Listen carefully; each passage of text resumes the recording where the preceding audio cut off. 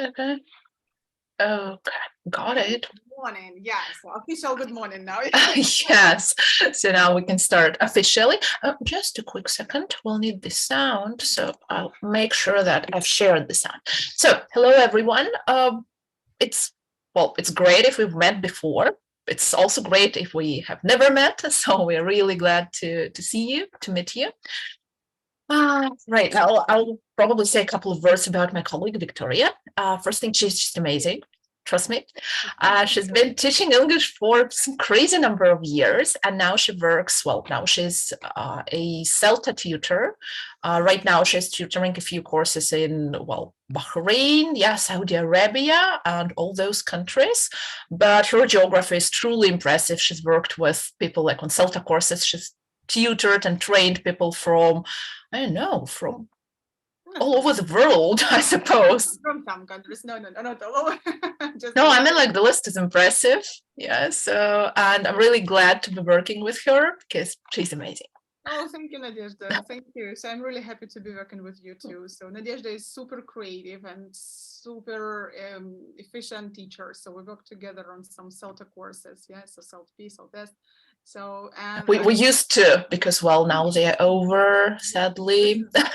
Yeah, so and Nadezhda always shares some I don't know, some wonderful ideas. She always knows what to do. So has a lot of she's always informed about the latest trends. So that's because I work with teenagers, and I mean, you just must keep up with the trends and with the latest things, just because that's the only way to survive, I suppose. And we're happy to be together and combine everything we know, actually. So thank you so much. Thank you for joining us. Well, yeah. All right. We're finishing course. I'm an expert, actually, and this is the last, the final webinar. Yeah, so where we somehow want to have some fun. Yeah, so we're going to talk about creativity and imagination in learning English, and hopefully we're going to talk about it in a meaningful way. I mean, not just creativity for the sake of creativity, like let's do something crazy and have fun. Well, that's also good, but we'll try to link it to some, learning and teaching moments, and we'll try to make it productive somehow and give you some tools of how to use it in the future. So hopefully there will be a recording, and closer to the end of the webinar, we'll provide you with a link to the folder with the presentation and the recording. Fingers crossed. In the presentation, all the links will be clickable. So if you see something like, I don't know, like that, so in the PDF, hopefully, again, it will be clickable. If not, you can always text us. You can always ask anything, because all the contacts are here. Right, we'll start with a quick warm-up question. Please feel free to join us in the chat or just tell us what you think. Here we go. Looks crazy at first, but please. But it was a spontaneous, actually. Yes. The first one. Which association do you have? Okay. All right, I'll keep the chat open. Oh, my first ones were super inappropriate. I don't know. I felt so bad about that, but yeah. Came up with a list. Okay, so let's have 30 seconds to think. Yeah, so find something in common and send to the chat or share. Just say.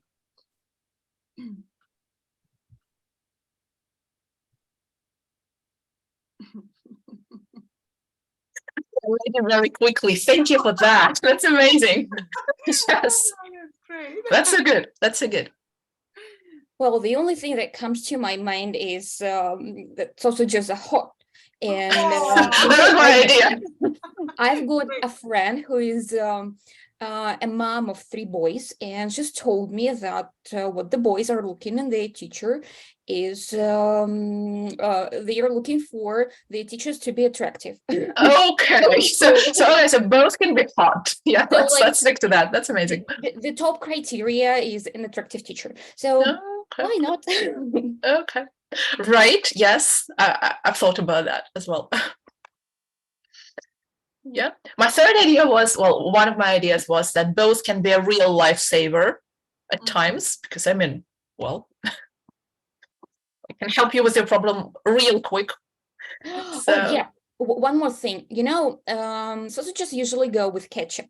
And the ketchup is catch up with, like, if your students fall behind and you help them to catch up with. That's amazing. Thank you. Thank you. I guess only a language teacher could come up with something like that. Yes. Okay. Can be cooked in lots of different ways, as well as we can conduct various lessons. Amazing. Thank you. Wow. Okay. Right. Both can be, I don't know, sizzling with energy and creativity. Why not? I believe that it's very difficult to find good sausages. And in the same way, it's very difficult to find. Actually, yes. Yes. Okay. I haven't thought about that, but you are right. Okay. Right. A bit later, we'll explain why this task is even here. So we'll talk about that. Good. That's for sure. Right. So well done. Thank you. That's amazing. All right. So this is probably the most boring slide of the whole presentation. Yep. Vika, can you comment on that a bit? Yeah. So just actually, this is we were trying to think, just to figure out why imagination is so important, why people speak about it, why we need all these things, and I really like. Do we have the definition from the Macmillan Dictionary? Yes, it's right here. So the red one, that's from Macmillan. The last one. The ability to think of clever I'm sorry. and original ideas, possibilities, and something else. Yeah, so this is... really sorry. Okay, yeah, I'll just get back to... Yeah, we're here. Yeah. And solutions, yeah. So actually, imagination gives us this... energy, so to solve problems, to do something in the classroom. Without imagination, it's difficult to work, quite dull. And that's why we think that we should use imagination of our students to teach interesting and engaging lessons. Yeah. So the big question is why should we do that? Because sometimes we keep hearing these things that, like writing and speaking tasks shouldn't be too creative, because some students might struggle, might not be just, born creative, and they might struggle. So why should we do that? It's better not to be on the safe side. It's better to, to give tasks which everyone can cope with. I've heard it a lot of times, like creativity. No, why? Not everyone is creative. It's kind of this differentiation thing. So, which I personally don't quite agree with. So, what do you think? Any reasons for us to teach, like to develop their imagination and creativity? Why? Don't we have enough to do? So, okay. Well, because life just requires a lot of creativity on our side. It's a life skill. And we've got a lot of problems which can only be solved by your creative thinking, which again needs some creativity. And perhaps it might be like, with all that types of intelligences. So students maybe have different types of imagination, somehow connected to different spheres. So can be developed, different sides of it can be developed. Okay. Yeah, thank you. And that's really a life skill. And we need it in our daily life to deal with daily tasks. So that's not just about learning English. That's like, training a muscle. Yeah. So because it sort of paves the way for the language development as well. Neural connections. Yes. With one of my teenage groups, I'm not teaching them now, but we still have our old Telegram chat where we used to talk. We keep talking now.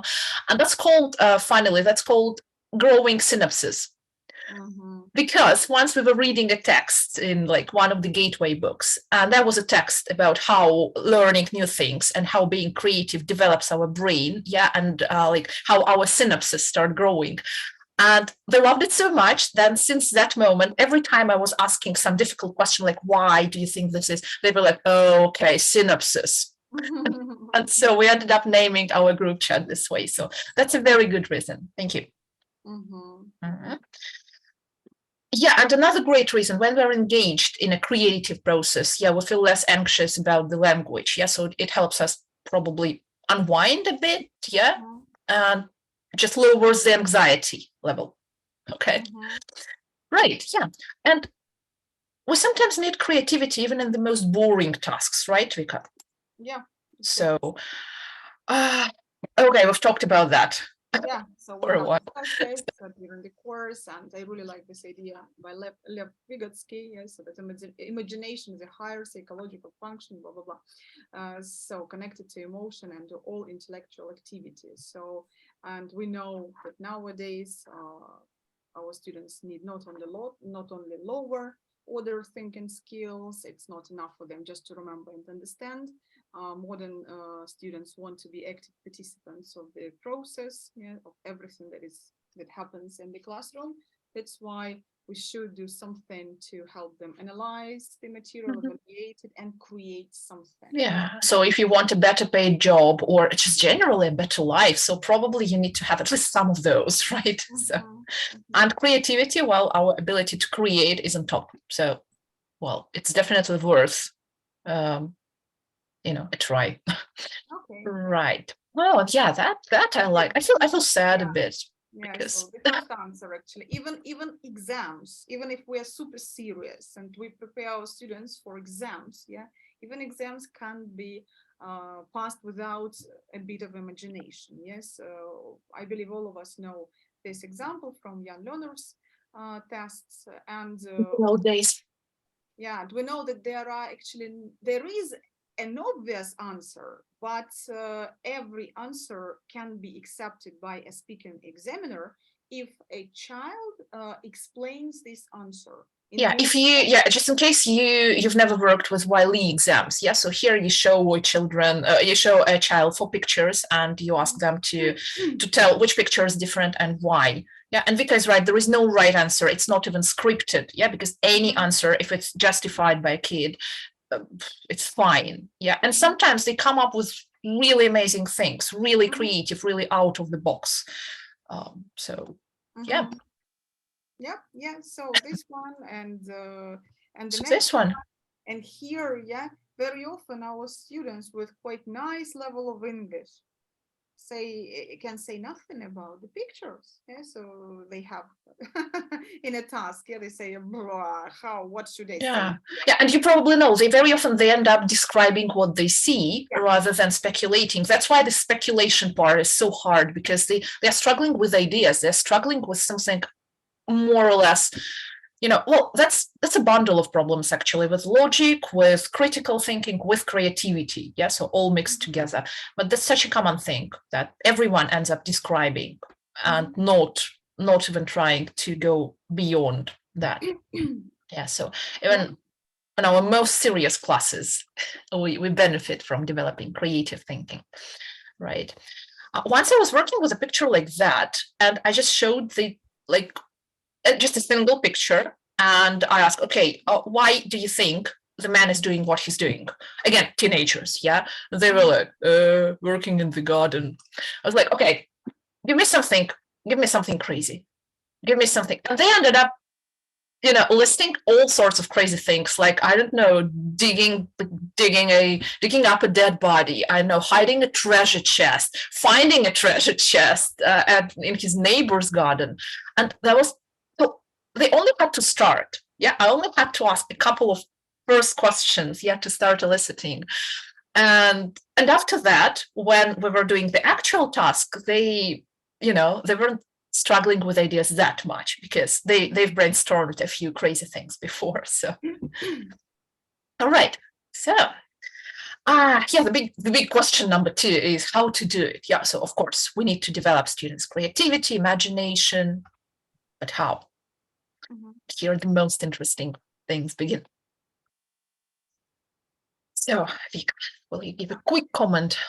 Well, yeah, it's just Yeah, we are just the different. general one. Students are different, yeah, and the reasons actually why we start using our imagination are different. We call them triggers. So some people start imagining something when they listen to music, yeah, when they hear some melody. Some people can immediately imagine something funny when they see a picture. So it depends, yeah. And that's why we should vary imagination triggers, yeah, to cater for mixability in our classroom. Yeah, and probably the best thing is that most of the activities and most of the things listed here, they can be easily incorporated into every lesson. So it doesn't have to be a separate creative task, you know. It can be just a regular reading class, just a regular writing lesson or grammar lesson, but with a little twist, you can make it a little bit more creative, yeah, a little bit more exciting for your students, yeah. Well, they will keep being surprised every lesson, and that's great, actually, because, well, when you're surprised, you're kind of excited, you're waiting for your next class, like, okay, what will be there, all right? Yeah, Okay. some ideas. Yeah, let's have a look at some examples. So the first one, I like it, one of my personal favorites. That's a would you rather game. This is sometimes called this or that. Yeah, when you give students a choice. That's a great thing when we are dealing with second conditional. But actually, even at lower levels, you can just teach this structure, like would you rather, as a lexical item, you know, just to make sure students understand that. And ask them to choose from two options and justify their ideas. And the options can be any level of crazy, yeah? So it can be something very, very straightforward. It can be something slightly more creative. And with the why question, it makes your students think. And, you know, like this is from a lesson on music. And one of the questions was like, would you rather listen to Georgian or Indian music every day? And normally people are like, what? I wouldn't listen to any, and say, okay, you only have this or that. And then they start unleashing this creative power. Yeah, they start, okay, like Georgian. So why Georgian? And they start coming up with these crazy ideas slowly. Yeah. So, or another question was from the same set was, would you rather live next to an Irish pub or next to a philharmonic? And that was such a heated discussion. That was an adult group. So my God. So that's a good one. Yeah. And again, it doesn't have to be purely grammatical.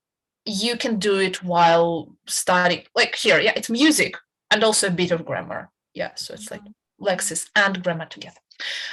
The next one, I guess we'll try and do, that's one of the good things. Can uses for. Okay, what uses could you think of, like for a brick? Vika, no, please, no, be nice. You mean just thinking about this game, which is called, the idea is to throw this brick at someone and let it catch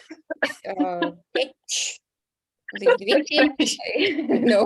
All right, so like, okay, playing Well, a it is game. called Dogami Kirpich in Russian. Exactly, yes. Okay, yeah. So playing a Does game. it have any like appropriate way to say it in English? Well, sure. Well, Okay. I use things, you know, I've got a garden and there are flower beds and Yep. for the same things for other plants, and I cover them with Mhm. plastic,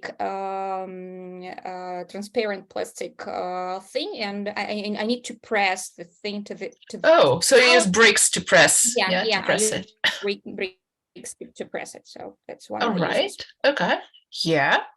You can actually use bricks for making a flower bed. Yeah, like for. Yeah, possible. Mhm. Okay. So anything else, ladies? It's a very effective anti-splash protection tool. Okay. In the weather. So when the weather is raining, you know, so just cars tend to drive fast and these splashes can spoil your outfit. But if you have a piece of brick or in your hand, cars tend to slow down. Aha. Oh, that. Okay. All right. Yeah, Guys, that's clever. Anti-splash protection. Okay. Right. Okay. I remember one thing, and I've actually seen it, so it's not that I'm super creative right now. I've seen it once. I've been like, I was visiting a friend, and on her windowsill, I saw a brick, And I was like, I'm keeping a brick on your windowsill. She was like, yeah, come look. And when I came, in each like little hole, in each compartment of this brick, there was a little, I'm not sure if it was a cactus or a succulent, so a little plant growing. So it looked like like a mini garden with those like really little tiny plants. And that looked amazing. I was like, wow, how? So I liked it. And that was truly creative because, well, that's not something you can come up with quickly. All right. So, I know people make kind of barbecue, like temporary. Oh, temporary. Yeah, And you exactly. can construct and use it to cook sausages, by the way. Sausage, well, yeah, sausages. Speaking of. Okay. Right, yeah. So again, that's a nice creative activity, right? But also it has a potential for being exploited grammatically. For instance, when you are covering like modal verbs, yeah, you can use it for, or like this ing forms, yeah. We might use it for, you can like, to infinitives, ing forms and modals, first of all, right? So why not? That's a great thing. So the next one, that's again, relate the unrelated. Yeah, what does a teacher and a sausage have in common? What do they have in common? Yeah, or this one here. Yeah. Oh, this one. Again, a possible implication for grammar teaching, right? Like grammar practice with a twist. It's taken from a really nice book, Fun Class Activities book. And the idea was to cut it into these slips of papers, to give it out to students randomly, and then to ask them to justify their behavior. Like, for instance, you and your friends were throwing stones at a bus. Why? And basically, a student has to come up with a story, ideally using past continuous, and say, oh, we were just going home and it was raining and suddenly we saw a bus. So narrative tenses, past continuous practice, a little bit more creative than your usual question answer kind of task, because they need to come up with good excuses. Great, that's great. Right. Okay. Oh my God. So another one, and that's just the crazy thing which I've been doing recently. So I'll just show you a picture and you tell me, what do you think this is? Vika, you know the answer. Don't pretend. I still would listen again. Yes. Yeah. Well, to me, it looks like some settlement map. Okay. Right. Kind of right, actually. Yep. Like on the slide before, where all those like triggers were listed, we talked about, briefly, using different tools and different resources, because when we teach online, sometimes we kind of lack this variety because we use like Miro and Zoom, and that's it. Yeah. So that's one of the tasks I like giving to students when we start with presenting ourselves or talking about our city, or even when talking about our room. So I usually ask students to use any tool, like a piece of paper and pencils, or a graphic program, or anything at all, or Canva, and draw something like a mental map. Like, for instance, this is a mental map of a student who was telling me about her city, and I asked her to put 5 meaningful places there, like something that is meaningful for her. Yeah, that's what she came up with. It's an adult student, actually. So, and there are a few places, you can see them here, like the supermarket here, like her house right here. Yeah, and then she told me about that. So why was it great? Because first, it's quite creative, okay? Well, they aren't always that creative, because the second student just ended up with a quick sketch on a piece of paper, like black pen. Not that creative, but also great.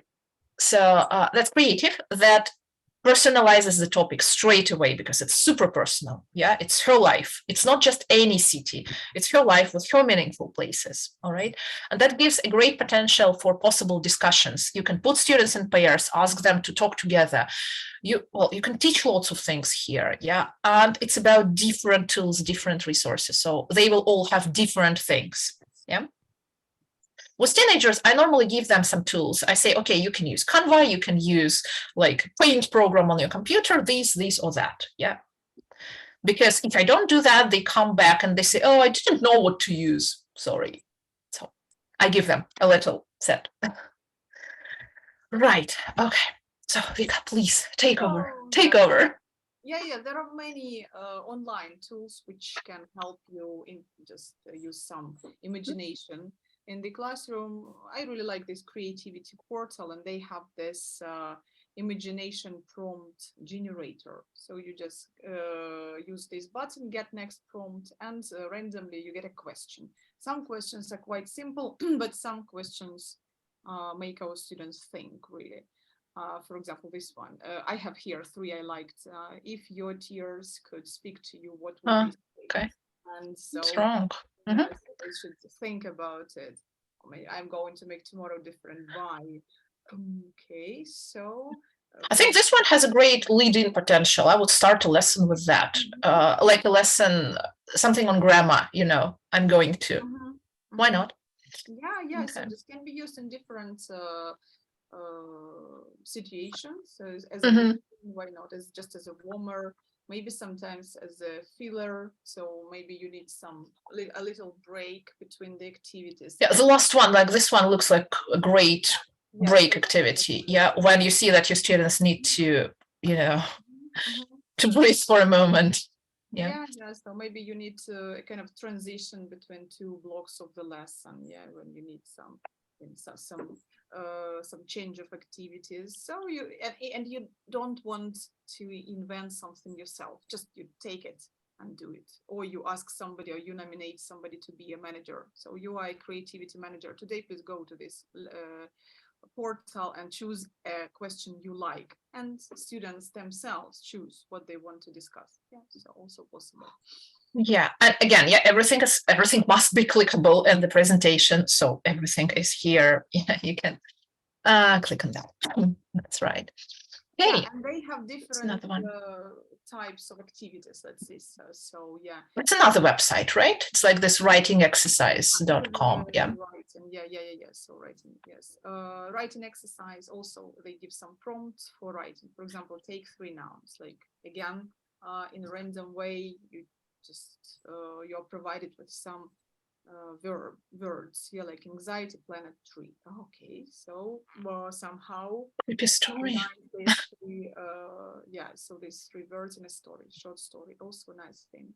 Or random, so this one, yeah. Randomly you are given kind of a plot, yeah, so the situation, and you also should think what's going on actually. Yeah. And why is it great actually? Well, because it helps take away this writer's block, yeah, or take away this lack of ideas, yeah, because sometimes students are stuck. Yeah, you give them something to write, like write a story. Yeah, you can say, okay, you can write about anything at all. Yeah, just write a story, use past tenses. Yeah, and they spend most of this time just sitting and, you know, staring at the wall, not because of their lack of grammar, no, because of this lack of ideas.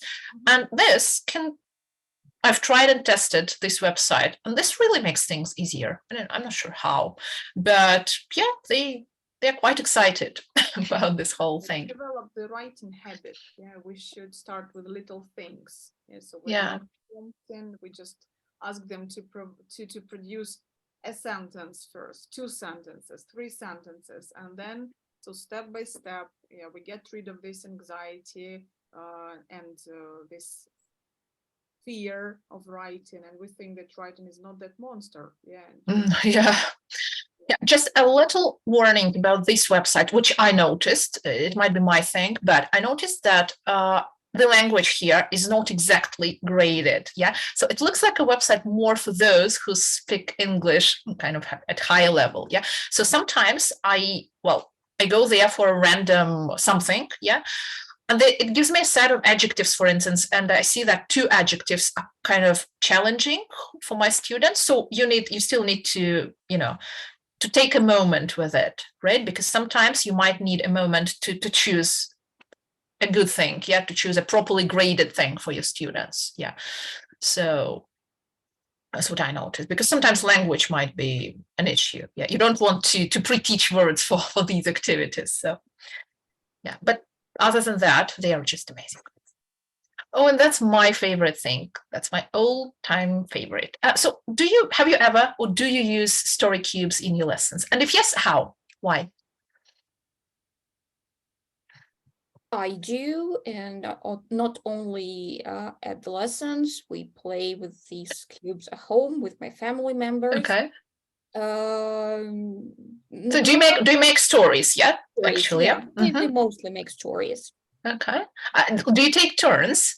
Like, for instance, one person throws a cube, says something, then another person joins in. Different ways. If we speak about lessons, it can be I can give each of my student a cube, so they roll it, and then they construct all the cubes one by one and make a story all together, or I divide them into groups or into pairs. It depends, or sometimes one person rolls all the cubes and we do with what we've got. So Okay, right. Yeah, thank you. That's what I like doing too. Can you think of any other potential implications for our lessons? So yeah, we can use it for storytelling. Yeah. So what else can we do?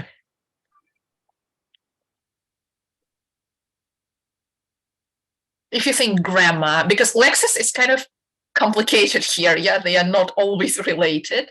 So, but if you think grammar, what kind of grammar practice could you run with those?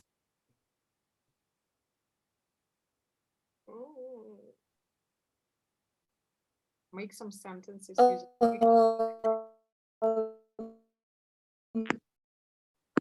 Okay. All right. So someone wanted to say something? Yeah. Okay. I'm not sure if it's me who's lagging or someone. Could you? Everyone, I believe everyone is lagging. Okay, everyone is lagging. So, could you repeat, please? Let's try again. Yeah, I was using it to make a story using narrative tenses. Yes, that's the first. Yeah, that's right. Yeah, so past tenses, that's the most obvious use of that. Yeah, the second thing that comes to my mind, again, related and unrelated, you roll two cubes, you look at two things, you compare them. You say, okay, a turtle is, I don't know, slower than a plane, or like a pyramid is whatever. Yeah, more beautiful than, more interesting than a book, or anything, actually. Yeah. So it's a creative twist and also, well, ideas. You can use it as ideas for your future story. Yeah, for writing. For example, they roll 4 cubes, they must write a story about these things. Yeah. There might be conditionals. Again, you roll 2 cubes and you say, okay, or you roll 1, you start a story. You say, okay, if, like, I know, if one day I have a turtle as a pet, yeah, I will take good care of it. Yeah. Then the second person might continue or might tell something like something their own. Yeah. So all grammar can be practiced there, I suppose. So it's the cubes online. Yes, thank you. We can. It's really good and convenient if you're teaching offline classes, right? And well, no problem, you just buy a set, you come to class. But what to do if you teach online? And I guess I'll be able to show you in a moment. Okay, yeah, so there are a few things which are all linked, and we'll try to, can you see the website? Yeah? Yeah. So this is the first thing which I like. There are 2 versions, 5 dice version and 9 dice version. They're both great. They are more or less age appropriate, even though I wouldn't use it with little kids because, well, you know, there are things. But with teenagers, well, with teenagers and adults, that's all right. I haven't seen anything super inappropriate, probably just the drinks and what we got, underpants, yeah, something. But Yes. yeah, underpants, yes, this.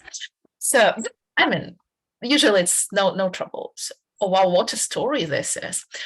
I've seen quite a few pictures which require some specific words knowledge. Yeah, like for instance, this one, they will start asking like, what's this? How do we call, like, what's English for that? But you can tell them to associate like this. You don't need to know a word. Yeah, it's just about some hair. Yeah, so think hair. Don't think the name of this, right? So nice thing. Or like this one. Don't think about the name. Think about fixing something. Yeah. So this, right? Then another thing was, oh, this is one crazy guy, a total nerd, I suppose. He just went online. No, not this one. This one is a fantasy set. You can vary the number. And this is really great for those sci-fi lovers because it contains quite a lot of reference to all those, like aliens and superheroes and stuff. And very often, these are some crazy things. My teenage group, who is really into this sci-fi and movies and magic and doramas and anime, they appreciate a lot. So because you see, there are some crazy squids and fights and gear and equipment. Really nice. Oh my God. For crazy stories, right? For crazy. Yes, I mean, it's just about your audience. So this one, this is this nerdy thing when a guy went through the whole internet, collected the photos and pictures, like actual photos of all the cubes in all the sets, and put them into this generator. So this is what you can do, basically, look. So these are the original cubes, just photographed, scanned, and uploaded online. Yeah. Wow. I like the idea. So yeah, so you can do this. You can't choose the number here, so it's always 9, but again, it's a good thing. And one more, it's this little presentation, actually, that's Genially website. It's a little presentation. It speaks Spanish to me. I don't know why, but don't you mind? Yeah, it's also quite nice. Yeah, you can, quite nice pictures, quite straightforward, nothing inappropriate. So just this, yeah. You can renew the page, you can look at different options. So also nice. So for your online lessons, you can use this. I know that there is an app. My students told me that there is an app, but an app is not always easy to use from your desktop computer or from your laptop. It's kind of not super convenient, but these websites are amazing. Okay, right. Okay, fonts. Fonts, my God, for creativity. How do you do that? Oh, any ideas? How can we use different fonts? I mean, not just that the bold or cursive or highlights. Any ideas about using fonts?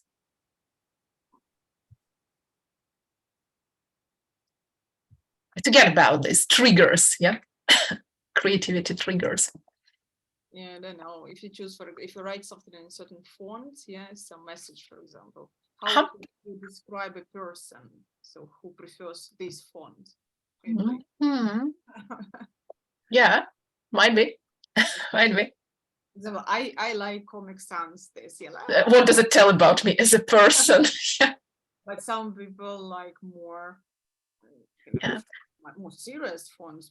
I know that Comic Sans font it's something that makes a lot of designers and a lot of like those people cringe and say like, oh my God, no, that. I don't know why. What's the problem with Comic Sans? It looks nice, but they said, are you crazy? Are you going? That looks cheap and disgusting. Oh my God. I have a friend who works with all that stuff. I'm like, cheap and disgusting. Okay, right. So, any other ideas about using fonts? Tell you about a couple things.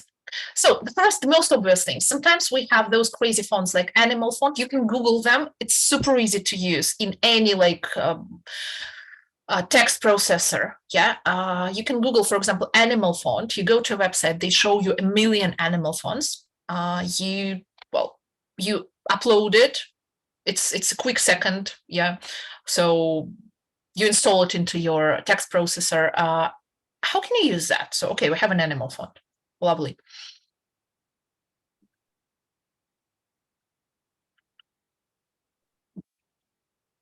Okay, so one of my first ideas was like sometimes we run these lead-ins or brainstorming, you know, when you give them an alphabet and you say, okay, think of an animal starting with each letter of the alphabet. Okay, and sometimes our students know way more, yeah, but it's just difficult for them to come up with ideas. Yeah, so this, for example, if you give them the phone this way, like first thing, it introduces the topic straight away.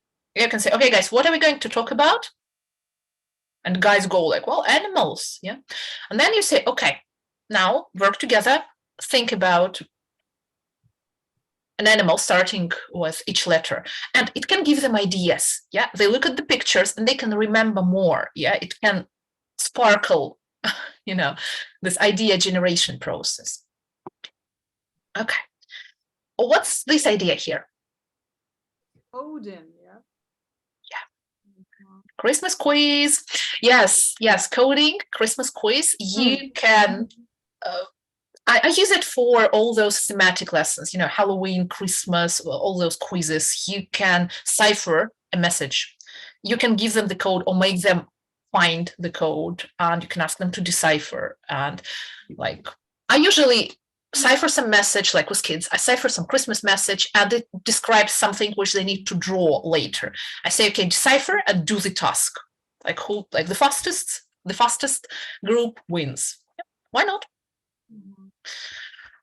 Oh, that's my favorite. That's like Vika said. Yes, sometimes we can use fonts to add something, to add something to a task or an activity. Here we were solving a crime.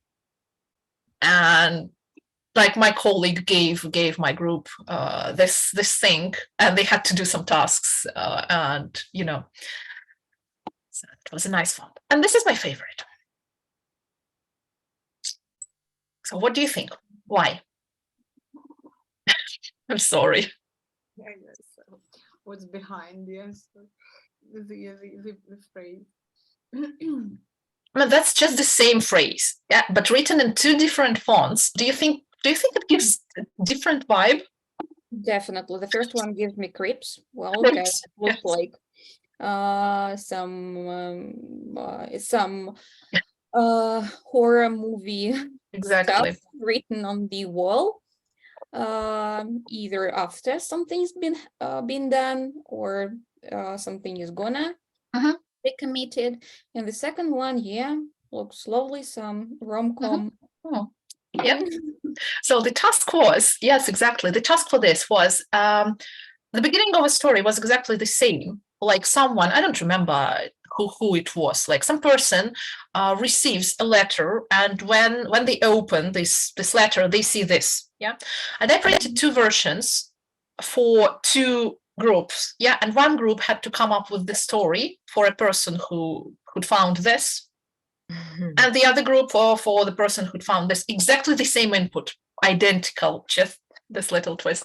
And of course, the stories were completely different. And and I didn't tell them, and I said, okay, now guys, you please read, you tell your story, and you guys listen and say if your story is similar. And when the first group started telling, the second group was looking at them with those eyes, and they're like, are you idiot? Are you crazy? Why are you telling this? And then the second group started telling, and the first group was like, what? Why? How? And then I showed them this, and they said, this is what's going on. So it's good fun. So you can use fonts sometimes to play with your students' mind. Right. Okay. Talking so much today. Visuals, yeah, we continue with different triggers. Yeah, remember. So those who have just joined us, so we started speaking about imagination and different triggers which help us use our imagination and our students. And here we have some more connected with visuals. Yeah, and the first one is doodles. Doodles. Do you ever doodle? So I have a question. Do you ever doodle? Only when I talk on the phone. When I'm at home, I'm talking on the phone. It's like, the school habit, like when all those endless talks to girlfriends and all those doodlings, hearts and flowers. Yeah, so when I was at school, we used to be punished for doodles and by teachers. They said, "Oh, what are you doing?" So, but then when I so not so long ago, when I was an adult, when I became an adult. Okay, so I read a nice article about doodles, yeah, and those kinesthetics, and I'm a kinesthetic learner. Yeah, you remember we have visuals, who need some visual support, auditory learners who learn by listening, and kinesthetic learners who need to move something or need some movement to learn things. So I am a kinesthetic learners, and kinesthetic learners doodle. Doodle. Okay. Concentrate. Yeah, so to not to when they listen, for example, just my university copybooks were covered in doodles because it was very difficult for me to listen to a lecturer who didn't used to provide any visuals. It helps you process, I suppose. Yeah. I wouldn't say I'm a kinesthetic learner, but I still remember that funny thing. I was actually doodling during my Delta Module 1 exam. I was writing like crazy. And when I wasn't, I was doodling, like, like neurotically doodling, because somehow it helped me. It really helped me lower my anxiety. Yeah. And then I had to give all those papers, and our like exam administrator, she was taking that from me, and she was like, all right, okay. I guess I'm not alone. So yes, and actually doodles can help us develop our imagination too. Okay, we have a comment from Anna. Yeah, and like a general comment about visuals, it might be super obvious, but it's not, surprisingly. Yeah, when we choose visuals, especially for online classes, it's always great when it's good quality, bright, and when it doesn't have any extra like copyright marks or extra writings or like ad banners included. Yeah, so it's always good, and it's good if these have personal significance for your students. Yeah, if you know that they like certain things, that they're interested in certain things. Yeah, it's always great. Here there is a website. I've talked about that, so probably you might have heard from me about that. That's a good one if you work with children. Really love it. Great quality, great guy who, I draw stuff, who draws stuff. Very wily style. Lots of different topics, a lot of twists. So for example, if you look here, like hidden picture, yeah, and you are like, okay, something is hidden here. And you go like, okay, that's a teddy bear, right? So that's a pencil, right? That's a glove. So, or there are pictures like here you need to find 6 aliens. Kids love this. I don't know why. Or here you need to say what's wrong. Why? Like present continuous practice, but with a twist. Yeah, what's wrong?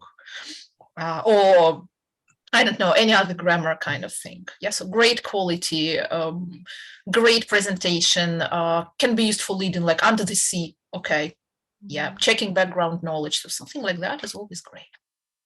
Yes. All right. So talking about personal significance. This is what we did with a student of mine recently. And here there are all the things he likes and all the things that are relevant for him. That's another person. All the things that are relevant. And we were doing, we've just covered this to infinitive thing, like how we use to infinitive after certain structures. What do you think the task was? It was a lead-in after some grammar was covered in the previous class.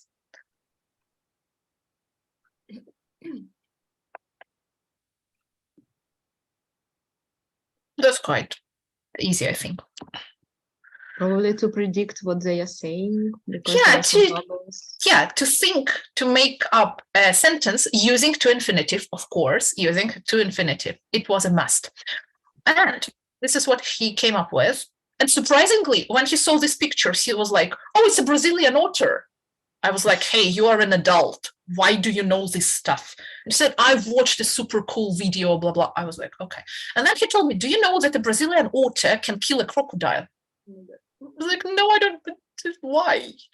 And this is what he came up with after telling me this terrible thing. This, I think that's hilarious. I mean, well, that's cruel, but hilarious. Okay. and he did the task actually, and I'm sure that it was good practice for him. Yeah. So yeah. And here there is some vocabulary which we've been practicing, like chill, like get out, like, good stuff. Good stuff. So yeah, and guessing their thoughts, that's for sure. So now you know that a Brazilian otter can kill a crocodile. I'm sorry. Okay, so moving on. What are these? some psychology in the classroom. Psychology in the classroom. Like Imaginarium cards, or Mhm. what's the name? Actually, Imaginarium was not invented. It was kind of copied. Yeah. Okay, yeah, so Dixit or Imaginarium, yeah, but in general, we call them metaphorical cards. Yeah, Mhm. they are used in psychology, they are used in all those fancy, unpacking personality kind of things. I'm a skeptic, sorry. And they're used quite extensively, yeah, not just in English. So, how can we use these in our lessons? Because it has great potential, this whole thing. How would you use these? I mean, yeah, we can play a game, of course. What else? Well, a friend of mine is a big fan of them. She brings packs of them to her every lesson, and she uses it for everything, for second conditionals, That's me. Okay.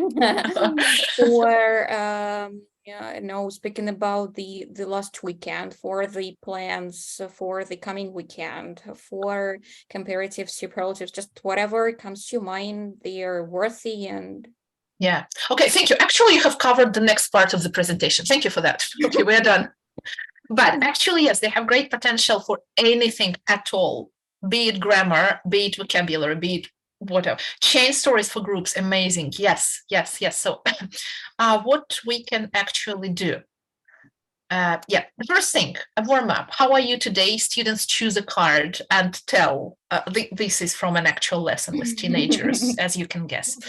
Yeah, this is good when you show them a choice. Yeah, you show them, say, 10 cards. You say, okay, guys, how are you today? Choose a card. Yeah, and they say, I feel like number 2. You say, okay, talk together now.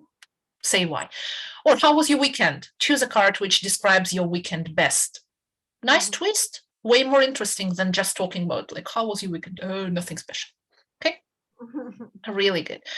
So exam speaking, surprisingly, but you can pick 3 cards for any exam, 2 or 3 cards, more or less similar. Say, okay, compare these cards, compare these pictures, and tell us why, how, what, so on. That's again a nice twist because that's not exactly what we expect from an exam speaking task, but it can be nice for a change. Yeah, I'm not saying every lesson, but it can be really nice for a change. Yeah. So grammar practice, whatever, comparing, contrasting, change stories. I brought up this as an example because that was from a lesson, and the point was like, take a card and ask the next person a question like, what would you do if? And the question was like, what would you do? Teenagers, yeah. What would you do if you saw a dragon, like a fire-breathing dragon? And the next person takes this card and says, I would wake up. And I loved that so much because that was brilliant. That was hilarious. I would wake up. So yeah, you can do this. You can just tell stories, use it as a springboard for writing a story, for ideas, whatnot. Yeah. Visual support for writing and speaking. Or where to take them. So actual games, if you work offline, Dixit or Imaginarium. If it's Imaginarium, check for appropriacy if you work with kids and teenagers, because sometimes, well, I mean, just sometimes there might be not super appropriate images. And I normally look through the pack before class and I put away the cards which I don't find appropriate. So if it's online, there is a PDF file. You can contact me. I'll send it to you. There is a PDF file with a scanned decks of cards. Yeah, so something like that. You can just share your screen, show it for students to choose. There is this amazing website, Once Upon a Picture. Not exactly, well, actually, quite similar. Yeah. I think most of the artists here are kind of the same artists who draw for these games. What's good here, if you click on the card, there are some discussion questions and you can download it as a doc or a PDF file, and everything is referenced so you can find writers. And sometimes they even have these appropriacy comments like, not all images are suitable for children, which is nice. We don't want anything inappropriate. So, and this, you'll find it again in the presentation, or you can contact me. This is like the word wall deck of cards. I've created it myself. I've collected the pictures. I use it when we need one random card. It's open to everyone, so you can just access that by the link. It's just, one random thing. This is for teenagers, super appropriate. No sex, drugs, rock and roll, nothing at all. Well, a bit of rock and roll, nothing more than that. If we need a random card, yeah, you can use it for anything you like. Okay, right. Okay. One more imagination trigger. Yeah. Yes. Of emojis. So yeah. So could you share? Could you share? Okay. I'll share the first one. You can see 3 facts about myself. Could you? Okay. Could you guess what I mean here? 3 facts. Okay. Oh yeah, Maria is leaving us. Yes, Maria, thank you for joining. You can contact us for the presentation and the recording. Thank you. So any Yeah. ideas? Fact 1. Like what it tells about you, yeah? Okay, you have a dog. Exactly. Yeah. True. I'm sorry, we are to guess. Yeah, you are to guess the facts about me. So yeah. Okay, you're into skiing? Yeah, a bit. Okay. You are a happy mom of 2 daughters? Yeah, exactly. So you've guessed. Yeah, now it's your turn. You can choose 3 emojis and send to the chat. So, Okay. Can we send emojis to Zoom chat? yes, it's possible. Yes, we can. Really? You can try. Yeah. So yeah, choose Ah, 3 pictures okay. and demonstrate 3 facts about you. Okay. That's good.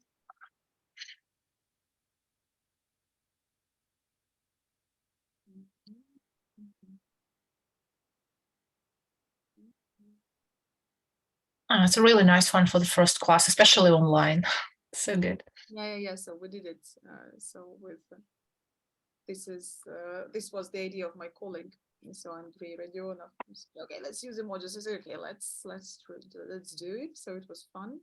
Good. So just will we get anything on the chat? Okay, so if it's difficult, needs preparation, let it be, yeah.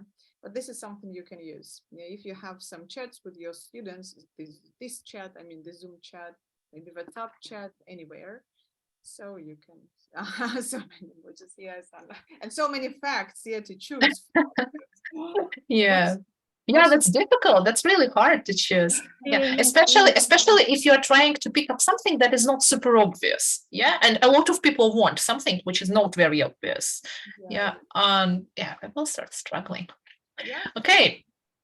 All right. So, anyways, another idea here is telling a story. Again, that's super good for online classes. I've tried it in offline classroom. If you have a group chat, that's amazing.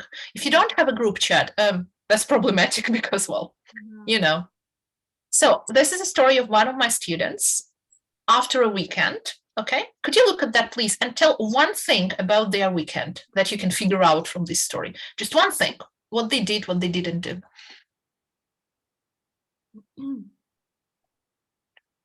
So what happened to this person?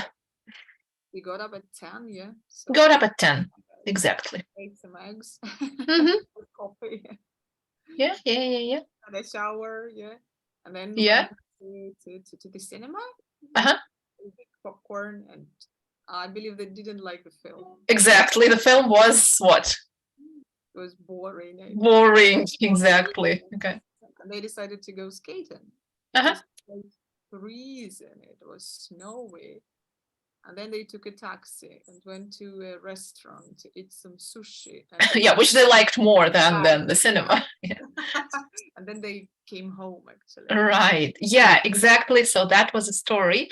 What can you do with that? You can ask students to come up with a story. Yeah, share it in a chat or somewhere. Then you can put them into pairs and make them ask questions like, okay, did you go to the cinema? Yes, I did. So did you like the no, didn't you like the film? No, I didn't. Okay. So again, grammar practice, communication, this kind of thing. Or you can ask them to ask 2 questions about something they don't understand. Like, why is, I don't know, something here? Yeah, like, why is coffee here? You don't drink coffee. Mhm. this kind of stuff. Yeah. Depends on how well they know each other. So the next one is for Lydia, and you can introduce the topic this way. So, and here the topic is Guess movies, no. movies, right? So we were talking about cinema and movies, and it also let me check background knowledge a little bit, because after that I said, okay, guys, so what genres are presented here? And I could already see what they know, what they remember, because they named a few. Okay. And this is another task. I like it, but I don't know. My teenagers always go ew when I do something like that. They say like, ew, again, don't do emojis. I don't know why, really, but I do that. I like it. So sometimes we can do this to, we can substitute certain words with emojis, again, to check background knowledge, to see if they know that, if they understand that. Like, for instance, here, this is from the text is mine, adapted from Gateway. And before that, we talked about, in the unit, we talked about house. So all the rooms, all the things in the house. And the next topic was environment.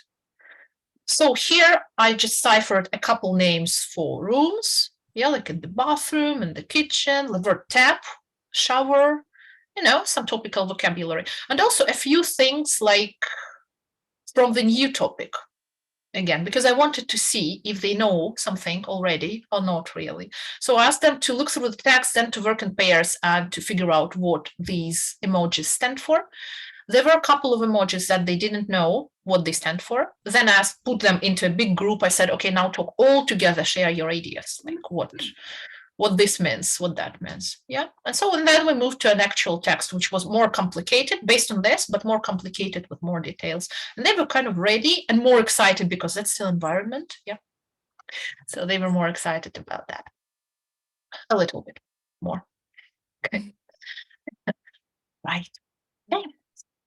So we continue working with triggers. Yeah, so just remember that we have different triggers to help our imagination start working. Yeah. So good. Yeah, I guess emotional drills is the easiest, right, Vic? It's something that we do all the time. Mm-hmm. So how does that work? Oh, just emotional drills are nice. When, for example, you teach some functional language, yeah, and just acting out the dialogue is not that engaging. Might be boring, yeah. Yeah, so interesting, and you give them some emotions. Just imagine you are an elderly lady with some problems with hearing or something like this, yeah, and so they I guess you could just start easy with, okay, say it in a happy voice, say it in a sad voice and an angry voice, and then you can build up on that. Okay, now you're an angry bear.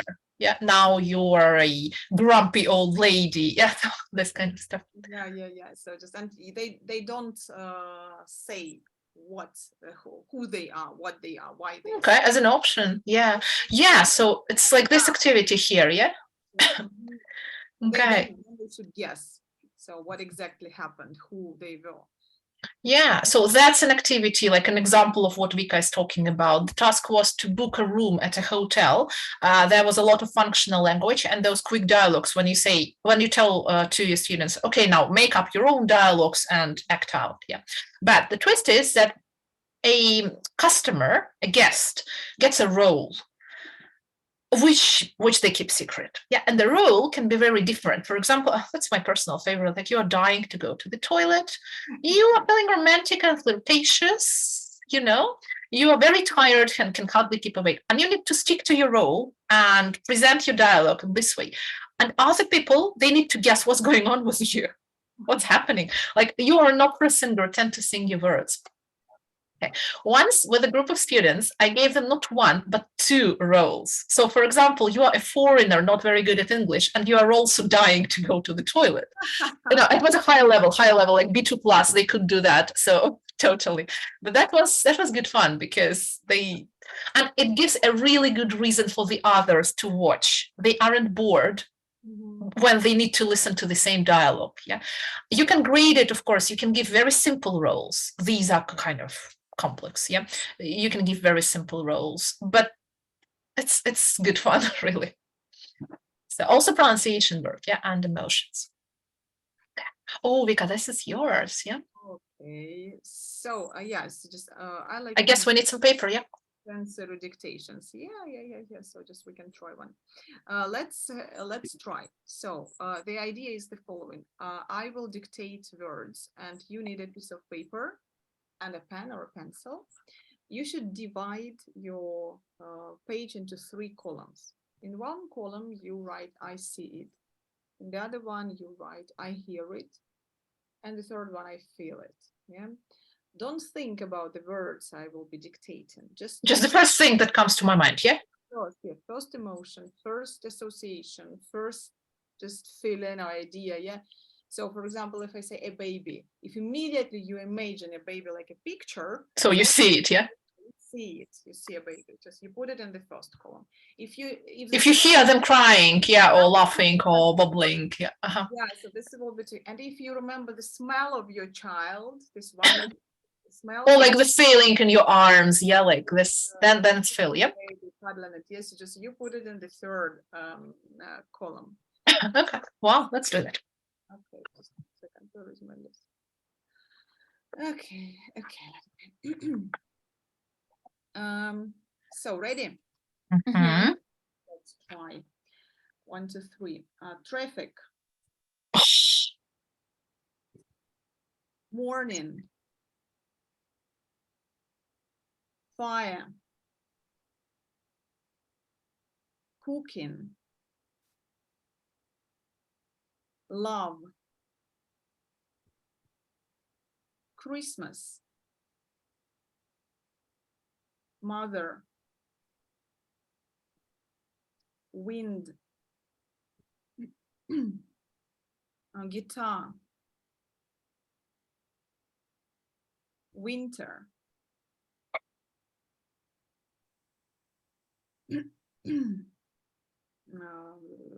So work. I feel it so much. Holidays. Sleeping. Oh. Weather. Mobile phone.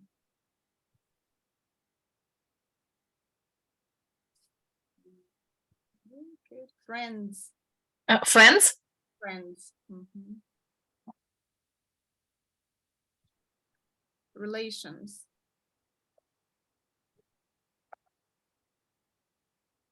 Bell. Sorry? Bell. As in jingle bells, yeah? Just don't give any. Bells, okay. Bell. Ocean. Oh. Lightning. Strange to feel. My God. Don't. Okay, let it be enough. Let it be. Okay. So now look at your columns. Yeah. Do you have any column which is longer, like which has Oh, yeah, words than the others? I Yeah? do. Okay, so just if we have a look at the next slide, yeah. So just here we can just Yeah, here is a list as an example for you, yeah, too. Okay. So if we just, this is a kind of a funny and relaxed way to check which type of learners you belong to. Either you are an auditory learner and just your first emotion will, your first, so thing, association will be connected with sounds. If you're a visual learner, you will immediately see the pictures, in just kind of in front of you somehow. And if you're a kinesthetic learner, you will have some feelings, some when you touch something, when you smell something. So you will have these. Okay. Elena is writing that she feels most of the things. Me too, actually. That's the longest column for me. Yeah. So this is the kind of again a relaxed or laid back. Yeah. So check. There are many more scientific. Yeah, sure, but that's just a quick one, right? I use that dictation for just for the CELTA course when we need to get some information about our learners. So somehow the learner analysis. Yeah. So this is my aim. But Nadezhda has a different. I usually use this one. I usually make 5 columns out of that. The same idea. Yeah, I dictate words, not super obvious, but well, I mean, it can be surprising enough. For example, I say socks and people write smell. So lots of surprises. And after that, I put students in pairs and I ask them either to discuss it a bit, like, for example, why do you have coffee in C, not in smell? Because smell is kind of more obvious, yeah. Or I ask them to ask questions, like look at each other's lists and ask questions, yeah, or explain themselves. Like, I don't know, okay, it's like choose 3 things in your partner's list that you want to know more about. And they say, okay, coffee, holidays, Christmas, yeah, and they explain. So it enables them to learn more about each other. Yeah, and also it's a great thing in all units when we talk about feelings, emotions, all this, like it looks like, it tastes like, in this grammar units, it's a great thing to use. Yeah. So, right. Another variation of this is a feelings dictation. I guess we're not going to run it, but I'll just tell quickly. Here you dictate an emotion. You say, okay, guys, write your first association to the word. And I say happiness. And people write, I don't know, kittens, Italy, family, food, anything. Yeah. Then I say discomfort and people say, shoes. Okay. And so it goes. And then again, it has a great potential for discussions, for communication, for comparing, ranking. Yeah. Finding something in common. Okay. You can ask people to mingle then and find someone who you have something in common with. Yeah, one person. And I say, okay, we both feel happy when we watch series, yeah, or we both feel bored when we are in our physics lesson. This, okay. So another way, right? And we talked quite a lot about music, but just one more activity was using music. Yeah, it's slightly different approach to music. Yeah, we have discussed something like what can you imagine? Yeah, listen and describe, listen and invent a story. But I like this one, yeah, kind of a new one. So here you play a short piece of music. During the first listening, you ask your students to focus on what they have seen, like what pictures their mind conjured, right? Then you listen to that second time, like what have you heard in this music? Yeah, like sadness, happiness, melodic tunes, like hearing. And third time you listen and what have you felt? Yeah, it makes me this, it makes me that. Okay, it should be something short, of course, not a 5-minute piece, because yeah, you'll spend your whole lesson on that. And this is a nice lesson breaker, actually, when you understand that your students need a transition between 2 parts of the lesson, or they need a moment to, to relax, to rest for a while, right? So this kind of thing. Okay. Doodles. Doodle, getting back to them, yeah. Somehow started speaking about doodles. Yeah, we've got full circle. Yeah, now so just we get here. This is how we use doodles with my daughter. She likes this game really, and you can do it with your students actually. So this is a so-called imagination workout. Yes, so that's this thing. You can basically give them out, this so paper. You can find some worksheets on the internet. You can just Google this imagination workout. Yeah. Or just create yourself, or they create. Just when we play with my daughter, yes. So just we just I don't know, quickly draw some doodles and exchange the papers, and then we try secretly. So we hide what we are drawing there, and we just finish the pictures. That's wonderful. So it's fun, and just if we use such templates, so our students can draw pictures, so, and then tell stories, what you can do and what you can see. That just now Nadezhda is doing that. Okay. Sorry, I got carried away. So no, that's a great thing. I mean, that's a really good thing. So you can do that. Created actually story cubes, I would say. So something like that. Yeah. All right. That's a good thing. So yeah, that's an example of what people came up with. Yeah, just one of the examples. But it can be a super quick thing. You don't need to be able to draw actually. Yeah, so it can be a quick thing. Okay, and also thinking puzzles as a quick break. Yeah, as a thing. Okay, now over to you. Yeah. So 1, 2, or 3. Send the number in the chat, please. Which one of these people is not a real one? Not a real person.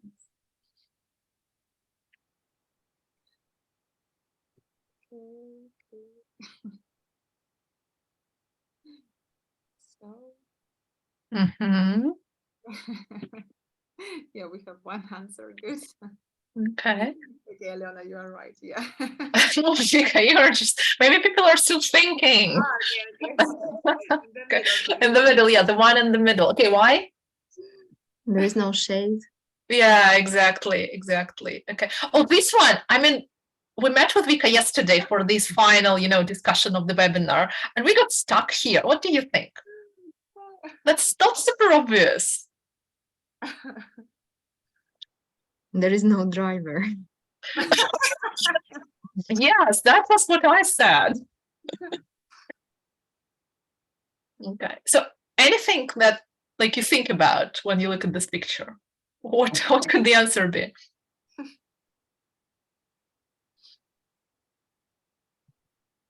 So basically people say that, okay, we can't see the doors, so probably the bus is going that way, to the right. But then I say, okay, there is no driver. And again, which country are we in? If we are in Russia, yes, the bus is probably going this way. But if we are in England, for instance, the bus is going the opposite way. And that makes more sense to me because this guy might be kind of a driver, something like a driver.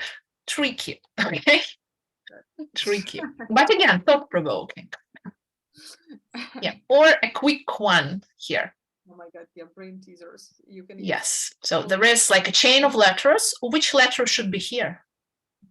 Yes. Any ideas? I couldn't do that. I failed. Me neither. Just failed.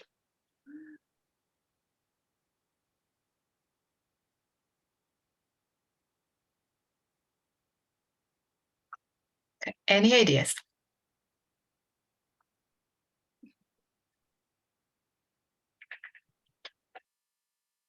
Okay, I'll just tell you the answer then.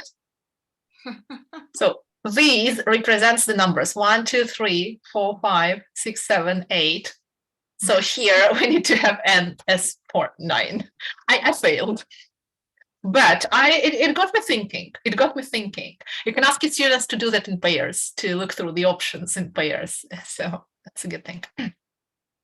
Okay, so the next one is actually using videos. We know lots of traditional ways for using videos, right? Like watching answer the questions, watching work with the vocabulary, but we can also do two other things. We can watch videos without sound, or we can listen to the track from the video without the actual video. So now we're going to watch for a minute or something, about a minute. Now, tell please, what are the people thinking about and how will the story end, in your opinion? All right. So can you see the video screen, like the black one? Yes. Yeah, okay, lovely. No sound. So.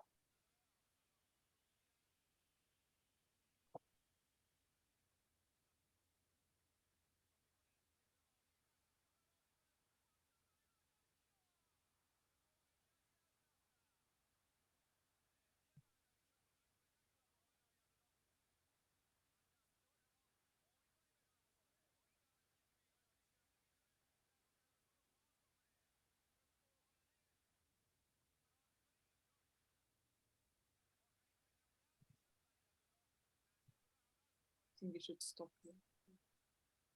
Not really here. I wanted to stop a bit later. May I? Yeah, sure.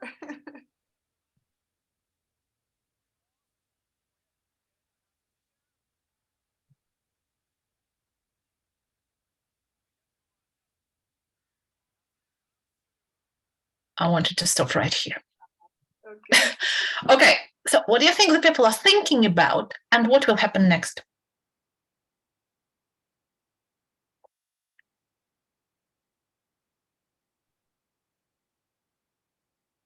I have several ideas.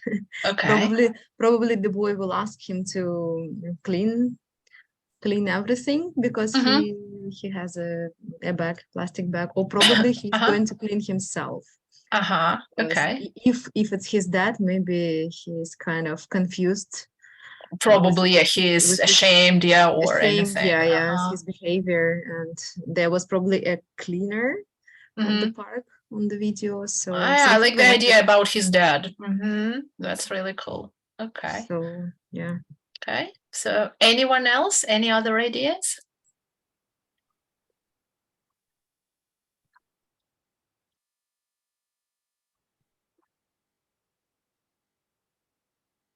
Well, as for the guy, he is definitely he's out of any ideas. I mean, the one who is Yeah. thinking, and he's else, and he doesn't know what the boy wants from him. Has no idea. for Yeah, the no boy- clue. As for the boy, maybe the cleaner.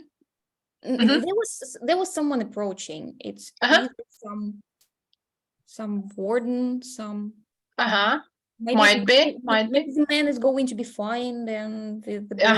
All right. Okay, thank you for your ideas. And I'll play it further with no sound because it's subtitled. Yeah, it's Iranian. I think it's made in Iran. So it's subtitled. So that's why no sound. But you can play it for your students with sound. That's for sure. And continue. Okay.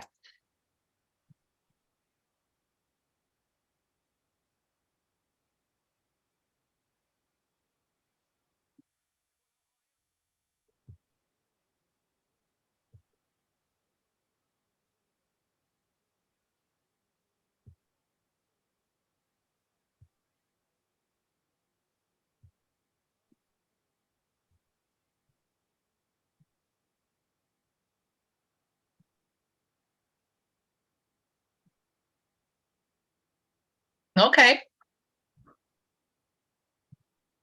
So that.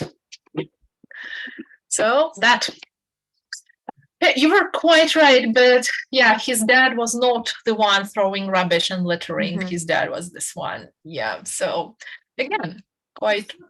Such a thought-provoking video. It is. Yeah, I liked it. I really liked it.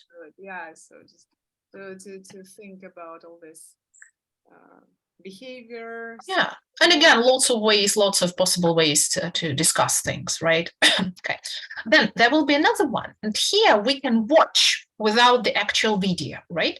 So now I'll ask you to listen to the track taken from the video. And again, what do you think is going on? Who's in the video? Where are the people? All right.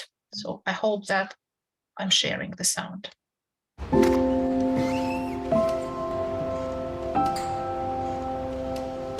Dearest Paloma. Okay, is it your first tattoo? You are the sunshine of our lives. You have brought us love, joy, laughter. Ready? Okay.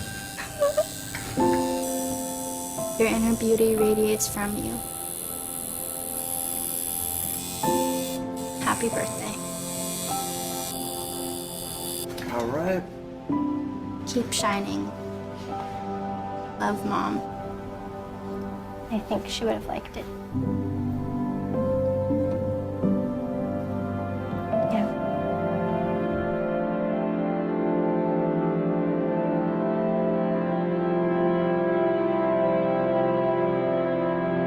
Hey. What do you think? What's going on? What's happening? Some sad feelings, sad pictures. Okay, it might be. Actually, I felt quite uplifting, but I watched the actual video. So, okay, what do you think? Anya also thinks that it's Yeah, something sad. Yeah. Well, kind of. It's like, this bittersweet thingy. Okay, where are the people? Any ideas about where the people are? Well, I thought about tattoo salon, like someone is having a tattoo done, but I was Exactly. hearing these sounds. But I guess I have never had a tattoo done, but I guess it must be painful, and there must be some other sounds accompanied them, like screaming or moaning or at least some pain. Yeah. Oh, they are away from the child. Uh-huh. Okay. Yeah. So you see, it can sparkle a discussion. Yeah, because some people heard some part of that, some people heard the whole thing. There are different options, different ideas. Then you can show an actual video, of course, and we are going to watch it now, I suppose.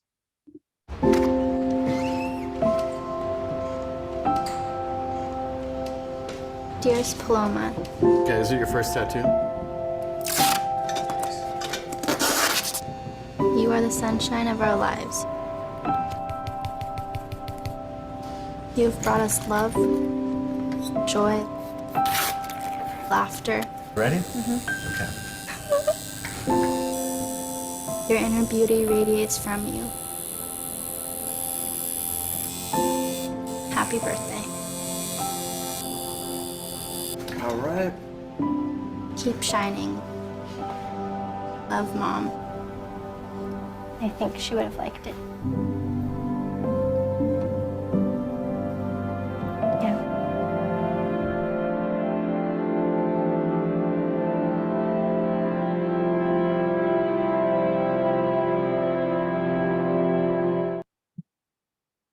Right. So does it make more sense now? So yeah, so actually this is it. And I really like this website here. That's called the Mercadontes website. There is a good collection of short videos. They say that they make videos which celebrate life.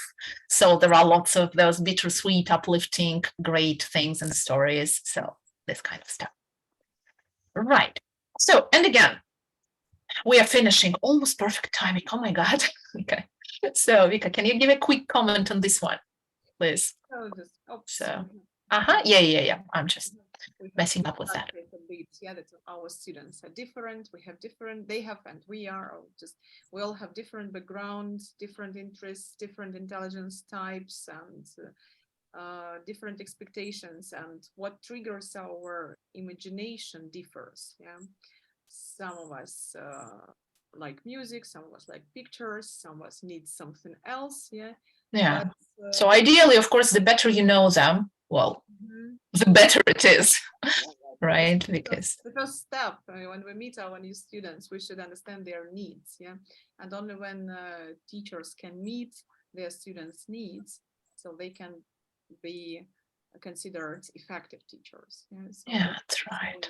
Yeah, just a quick thing about types of intelligence. Yeah, because we are all good at different things. So some students can be more, like intellectually and creatively stimulated by music, some by videos, yeah, some by, puzzles and teasers, yeah, and stuff like that. So of course, it's always good if you if not all that in mind, at least a few things.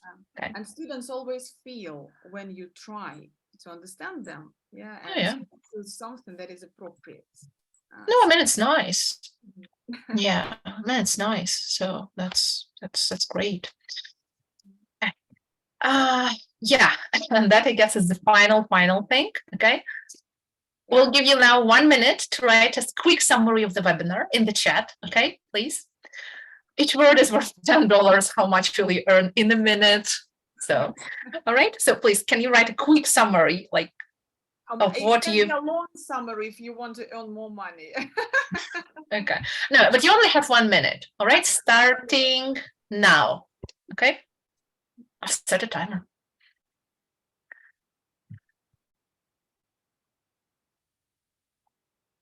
Just a sentence or two.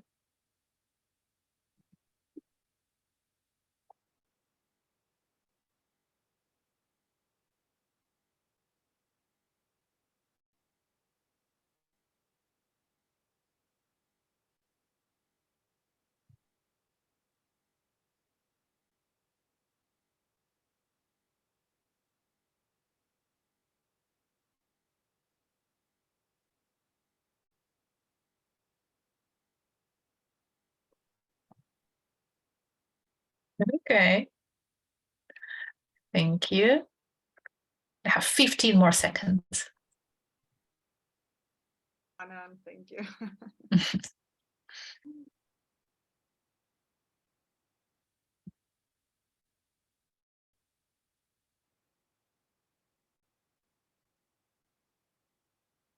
And stop. Okay, you can finish the last thing you're writing. Okay. Okay. Yeah. Okay. Thank you. Thank you, That's a dear. great way of fishing for compliments, you know. Oh, Anna, Okay. so, and Alona. Okay. Right. Okay. I can see some longer, kind of more expensive summaries. Yeah. So, And Julia okay. also. Okay. Yeah, I- I really like this activity. So Oh, students. that's a good thing. That's again like quick freestyle writing. That's always great. Okay.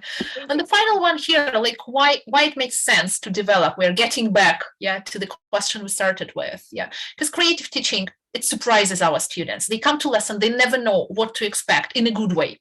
You know, they know that there will be new things, really interesting things, exciting things, but they never know what exactly you will surprise them with, right? So surprise brings motivation, because curiosity is a great thing. They get more motivated, they come to class, they do things because, well, wow, that's new, that's exciting. Yeah, it leads to higher results, which leads to learners' motivation again, because they say, oh, wow, I'm good. Okay, let's do something else. And this leads to teacher motivation, which in its turn leads to our desire and our readiness to think of this creative teaching. Yeah, and so it goes. So that's the full circle. And that's a great thing, this creative teaching, right? Okay. Yeah, well, so to be really creative, to have a lot of students happy. Yeah, I promised to share something. All right. So just once again, ladies, you can contact us anytime. Yeah, you can write me. My Telegram channel is right here. Okay. You can write us anywhere. Yeah. I'm going to share the link in the chat now. There is a link to the folder. There is the presentation there already, and we'll put the recording there, hopefully. All right. So you can get in touch with us anytime, ask any questions, right? Just, please feel free. All right. So there are all those QR codes and stuff. So feel free to get in touch. Okay. And that's a creative thank you, because, well, I hate bell pepper. Seriously, I hate it so much. I never eat it, but I like the image. So, not creatively stimulated by the vegetable. Thank you. Good. So thank you. So thank Thank you. you. Morning, Saturday morning. We wish you a nice weekend. So enjoy Saturday, enjoy Sunday. So Hanan is working, I believe. Yeah. Oh yeah, probably people in different countries. Yeah, working. Yeah. So thank you. So thank you for coming. That was amazing. Thank you Okay. very much, ladies. So thank you. Have a great day and goodbye.